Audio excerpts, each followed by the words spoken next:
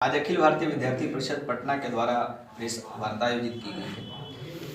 अखिल भारतीय विद्यार्थी परिषद का 68वां राष्ट्रीय अधिवेशन 25, 26, 27 नवंबर को जयपुर के अंदर में संपन्न हुआ। इस अधिवेशन के अंदर में देश की शिक्षा, वर्तमान परिस्थिति और राष्ट्रीय सुरक्षा और G20 में भारत की जो भूमिका, इन विषयों को लेकर के छात्र नौजवानों के सामने एक प्रस्ताव रखा गया। 5 प्रस्ताव राष्ट्रीय अधिवेशन के अंदर में विद्यार्थी परिषद ने पारित किया है, जिसमें पहली प्रस्ताव के अंदर में कहा गया है कि जो राष्ट्रीय शिक्षा नीति है, राष्ट्रीय शिक्षा नीति के क्रियान्वयन हेतु जो आवश्यक धनराशि और आवश्यक दृढ़ इच्छा शक्ति है, वह राज्य सरकार और केंद्र सरकार उसमें दिल खोल करके भारत के शिक्षा के लिए राष्ट्रीय शिक्षा नीति, चूंकि भारत बदलते परिवेश के लिए भारत का राष्ट्रीय शिक्षा नीति आज भारत के सामने प्रस्तुत है, जो भारत केंद्रित शिक्षा की वकालत करता है। इसलिए राष्ट्रीय शिक्षा नीति का क्रियान्वयन ठीक से हो, उसके लिए आवश्यक धनराशि राज्य की सरकार और केंद्र की सरकारें खर्च करें। हमने कहा है कि भारत के सकल घरेलू उत्पाद का 2%, जीडीपी का 2% जो धनराशि है, उच्च शिक्षा और शोध के ऊपर में हमें खर्च करने की आवश्यकता है, और उसके लिए सरकार कमिटेड होकर के सकल घरेलू उत्पाद का 2% जो धनराशि है वो उच्च शिक्षा और शोध के ऊपर में खर्च करे। हमने प्रस्ताव के अंदर में कहा है। हमने दूसरे प्रस्ताव के अंदर में कहा है कि राष्ट्रीय शिक्षा नीति के अंदर में सभी भारतीय भाषाओं का उन्नयन हो और मातृभाषा के आधार पर सभी लोगों को शिक्षा प्राप्त करने का अवसर मिले। इसलिए भारतीय भाषाओं में और भारतीय ज्ञान परंपरा युक्त शिक्षा भारत के अंदर में मिलनी चाहिए। ये हमने दूसरे प्रस्ताव के अंदर में कहा है। तीसरे प्रस्ताव में विद्यार्थी परिषद ने कहा कि आज पूरे देश भर के अंदर में जब प्रदेशों की प्रादेशिक विश्वविद्यालय की हम लोग स्थिति का आकलन करते तो ध्यान में आता है कि वर्षों से संचालित प्रादेशिक विश्वविद्यालय आज कहीं न कहीं अपने गरिमा को बचाने के लिए जद्दोजहद कर रहे हैं। इसलिए राज्य सरकारें यह सुनिश्चित करें, प्रवेश परीक्षा परिणाम को लेकर के आज उहापोह की स्थिति छात्र समुदाय के बीच में बना हुआ है। इसलिए राज्य सरकार सुनिश्चित करे कि प्रादेशिक विश्वविद्यालय के अंदर में प्रवेश परीक्षा परिणाम को लेकर के छात्रों को किसी भी प्रकार का उनके मुखमंडल पर चिंता नहीं रहनी चाहिए।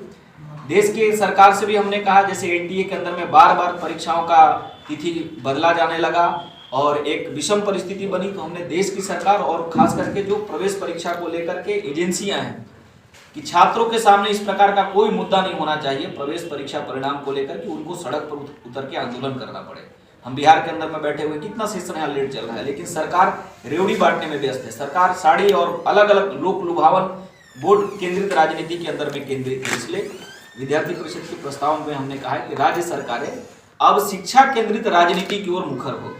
यदि आप शिक्षा केंद्रित राजनीति की ओर मुखर नहीं होंगे, अग्रसर नहीं होंगे, तो आज का छात्र नौजवान, चूंकि हम सब लोग को मालूम है शिक्षा विकास का धरातल है, स्तंभ है, पिलर है, इसलिए शिक्षा केंद्रित राजनीति राज्य सरकार करने के लिए प्रतिबद्ध हो। नहीं तो एबीवीपी के माध्यम से छात्र समुदाय अब वोट केंद्रित राजनीति करने वाले ऐसे जो सरकारें हैं उनको हम आराम से बैठने नहीं देंगे।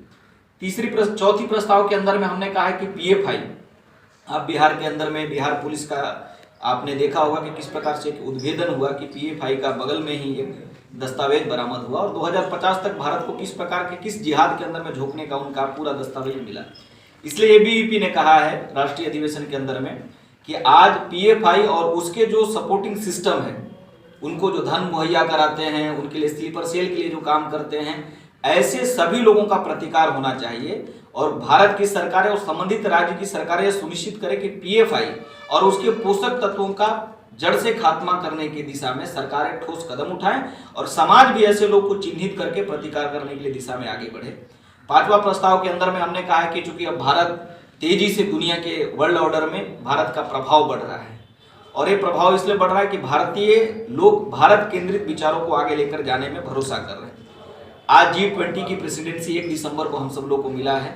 इस वैश्विक मंच का लाभ उठाते हुए भारत के जो विचार हैं, अहिंसा परमो धर्म, वसुधैव कुटुंबकम और सर्वे भवन्तु सुखिनः, तो दुनिया की कल्याण की कामना को लेकर के G20 की अध्यक्षता हमें मिली है। हम वैश्विक मंचों पर भारत का जो 5000 साल की पुरानी संस्कृति है, जिसमें हम दुनिया को परिवार मानते हैं, इस अवधारणा के साथ साथ हम आगे बढ़े, उस नाते सभी भारतीयों की अपनी भूमिका के लिए हम G20 प्रेसिडेंसी जो वर्ष हमें प्राप्त हुआ है उसको लेकर के कैंपस में विद्यार्थी परिषद के कार्यकर्ता जाएंगे। और एक महत्वपूर्ण और बात, आज भारत दुनिया की एक बड़ी अर्थव्यवस्था के रूप में विकसित होकर के आगे बढ़ रही है। हमारा मानना है कि भारत दुनिया का पहली अर्थव्यवस्था बनेगा, क्योंकि 1000 साल तक भारत दुनिया के 1/3 अर्थव्यवस्था में भारत का हिस्सेदारी था। 1750 ईस्वी तक भारत लगभग 1/4 दुनिया के अर्थव्यवस्था में अपना हिस्सेदारी रखता था, लेकिन मुगलों की नीति और बाद में अंग्रेजों के विस्तारवाद नीतियों के कारण से भारतीय अर्थव्यवस्था पर बहुत बड़ा गहरा आघात हुआ। लेकिन वर्तमान में भारत के विचार केंद्रित सरकार जिस प्रकार से भारत के अंदर में भारतीय विकास की अवधारणा को लेकर आगे बढ़ रही है, हमारा ये मानना है कि प्रत्येक भारतीयों को स्वावलंबी भारत की दिशा में आगे जाना चाहिए, आत्मनिर्भर भारत की दिशा में आगे जाना चाहिए। ये भूमिका का निर्वहन करने के लिए विद्यार्थी परिषद ने एक अभियान लिया कि हम पूरे प्रांत के अंदर में समिति बनाकर कैंपस स्तर पर जाकर चर्चा करेंगे कि विश्वविद्यालय के अंदर में उद्यमिता प्रकोष्ठ की स्थापना होनी चाहिए, रोजगार सृजन केंद्र की स्थापना होनी चाहिए। हम रोजगार के विरोधी नहीं हैं, लेकिन हम अब चाहते हैं कि यदि दुनिया के टॉप ऑर्डर के अंदर में भारत को आना है, विश्व की पहली अर्थव्यवस्था भारत को बनना है, तो भारत का प्रत्येक नौजवान को सोचना पड़ेगा कि स्वावलंबी भारत में उसकी क्या भूमिका है। इस भूमिका के भान के लिए, इस भूमिका की अनुभूति के लिए विद्यार्थी परिषद प्रदेश के सभी कैंपसों के अंदर में, देश के सभी कैंपसों के अंदर में हम सब लोग जाकर के उद्यमिता प्रकोष्ठ, कैसे उद्यम के लिए युवाओं को प्रेरित करना है, कैसे उद्यमिता के आधार पर देश को स्वावलंबी बनाना है, इस दिशा में हम सब लोग जाने का प्रयास करेंगे। इन्हीं जानकारी के लिए आज प्रेस वार्ता पटना के अंदर में आयोजित की गई। नई शिक्षा नीति का कुछ लोग विरोध करते हैं, तो उसको लेकर के क्या कहना चाहते हैं? देखिए, मुझे लगता है राष्ट्रीय शिक्षा नीति का विरोध वही कर रहा होगा जो राष्ट्रीय शिक्षा नीति को पढ़ा नहीं है। राष्ट्रीय शिक्षा नीति इतनी फ्लेक्सिबल है। राष्ट्रीय शिक्षा नीति, अब बताओ, तमिल के अंदर में यदि इंजीनियरिंग की एजुकेशन मिलना चाहिए, भारत की सरकार ने सुनिश्चित करने की दिशा में कदम बढ़ाए, तो इसका विरोध होना चाहिए। यदि मातृभाषा में हम जिस माँ के गोद में पले बढ़े हैं, वही भाषा में यदि हमको इंजीनियरिंग करने का अवसर मिलेगा, तो ये भारत के लिए अवसर है कि बाधा है? विरोध करने वाले लोग भारत का विरोधी हो सकते हैं। विरोध करने वाले लोग भारतीय राष्ट्रीय शिक्षा नीति को ठीक से पढ़े नहीं होंगे। इसलिए ऐसे लोग, मुझे लगता है कि उनको राष्ट्रीय शिक्षा नीति पढ़ना चाहिए। राष्ट्रीय शिक्षा नीति के अंदर में स्किल के बारे में विस्तार से उल्लेख है। भारतीय शिक्षा नीति के अंदर में गुणवत्ता युक्त शिक्षा के बारे में उल्लेख है। भारतीय शिक्षा नीति के अंदर में मल्टीपल एंट्री, मल्टीपल एग्जिट की बात की गई है। हम क्रेडिट बैंक की देखते हैं कि भारतीय शिक्षा नीति के अंदर में बातें, क्रेडिट बैंक, कोई यूनिवर्सिटी पटना यूनिवर्सिटी में अभी पढ़ाई कर रहा है, बाद में इलाहाबाद यूनिवर्सिटी में जाना है। अभी तक सिस्टम क्या था कि हम यहाँ से छोड़ के जाएंगे तो फिर से जीरो से स्टार्ट करना पड़ता था। आज हम यहाँ से क्रेडिट लेके इलाहाबाद यूनिवर्सिटी के लिए जा सकते हैं। तो मुझे लगता है कि भारतीय शिक्षा नीति भारत केंद्रित है। भारत के लोगों के विकास के लिए एक सुनहरा समय मिला है। जिस प्रकार से भारत की शिक्षा के अंदर में मैकाले ने एक बहुत बड़ा षड्यंत्र करते हुए भारतीय मन मस्तिष्क पर विदेशी प्रभाव को स्थापित करने का प्रयास किया था, आज उस प्रभाव से बाहर निकलते हुए भारतीय ज्ञान परंपरा के आधार पर भारतीय शिक्षा आगे बढ़ेगी।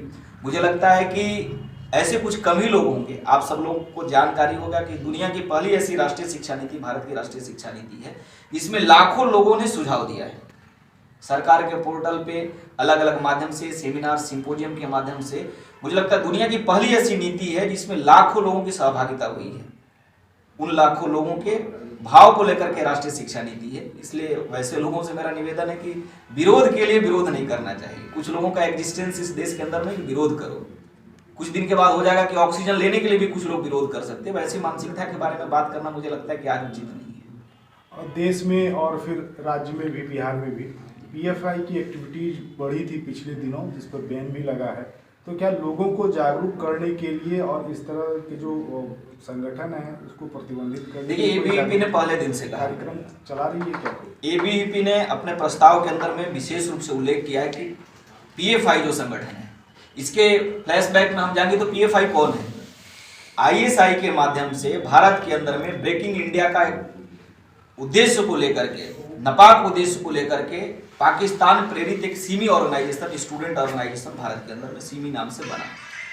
और उनका काम क्या था? आतंकवादियों के लिए स्लीपर सेल जुटाना, आतंकवादियों के लिए सहानुभूति प्रकट करने वाले भारत के अंदर में जो तथाकथित कुछ सेकुलर लीडर हैं उनको अपने पक्ष में मोटिवेट करना, और भारत के अंदर में भारत विरोध का जड़ को मजबूत करने का एक प्रयास सिमी ने किया।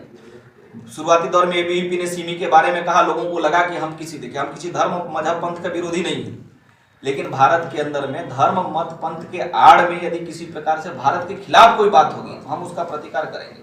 इसलिए इस सिमी का जो नेक्स्ट वर्जन है वही पीएफआई है। सिमी के ही कार्यकर्ता, सिमी के सभी फंडर, सिमी के सभी जो so called intellectual property provide करने वाले लोग थे वो पीएफआई के अंदर में आ गए। पीएफआई भी वही कर रहा है जो सिमी करता था। पीएफआई का भी प्रतिकार हुआ है, बैन करने के बारे में भारत सरकार ने अभी निर्णय किया, हम लोग उसका स्वागत करते हैं। हम समाज से भी बोल रहे हैं कि पीएफआई को जमीनी रूप पे जो उनके लिए धन, उनके लिए व्यक्ति, उनके लिए एक मैकेनिज्म खड़ा कर रहे हैं, ऐसे लोग उनका एक सपोर्टिंग लगभग 8 ऑर्गेनाइजेशन इस देश के अंदर में अभी भी काम कर रहा है अलग अलग नाम से। उसको बैन करने के लिए आप लोग कोई, इसलिए हमने ये कहा है राष्ट्रीय अधिवेशन के अंदर में पीएफआई और उसके जो अवांछित तत्व हैं कल कोई और संगठन बना करके भारत के सामने ना आ जाए। ऐसे लोगों का दृढ़ता से और कठोरता से लोगों का प्रतिकार होना चाहिए कि भारत के अंदर में अब भारत प्रगति के पथ पर अग्रसर है, भारत विश्व गुरु बनने की दिशा में अग्रसर है। ऐसे भारत के अंदर में भारत विरोध बात करने वाले लोगों का कोई स्थान नहीं होना चाहिए। इसलिए समाज भी और सरकार भी कठोरता पूर्वक कदम उठाते हुए ऐसे लोगों का प्रतिकार करना सुनिश्चित करे कि अब भारत के खिलाफ में, भारत में रह करके भारत का भूमि का उपयोग करते भारत के खिलाफ बात करने वाले लोगों का भारत में कोई स्थान नहीं रहना चाहिए। एक सवाल ये भी है और अंतिम है ये, और जिस तरह से विश्वविद्यालयों के चुनाव में धन बल का प्रयोग हो रहा है, तो क्या आप लोगों को नुकसान हो रहा है, और फिर अगर हो रहा है तो उसको लेकर के क्या कोई कार्यक्रम चला रहे हैं? देखिए, आज एबीवीपी को दुनिया का पहले भी सबसे बड़े छात्र संगठन थे। आज छात्रों का किस प्रकार से हमारे प्रति समर्पण है, हमारे प्रति किस प्रकार से लगाव है कि आज 45,46,845 लोगों ने एबीवीपी की सदस्यता ली है वर्ष 2022 के अंदर। ये बहुत बड़ा बता रहा है कि स्टूडेंट आज भी एबीवीपी को मानता है। रही बात कुछ कैंपसों के अंदर में चुनाव को लेकर के, तो राज्य सरकार अपनी कटी हुई नाक को बचाने के लिए अलग अलग हथकंडे अपनाते हैं। उन हथकंडों का हमारे काम पर कोई प्रभाव नहीं पड़ता है। छात्रों का आज भी पहला और शुद्ध सात्विक प्रेम एबीवीपी है और 365 दिन हम छात्र मुद्दों पर संघर्ष करते हैं कैंपस के अंदर में। इसलिए आज भी एबीवीपी के प्रति छात्रों का जो लगाव है, उस लगाव का हम लोग अभिनंदन करते हैं।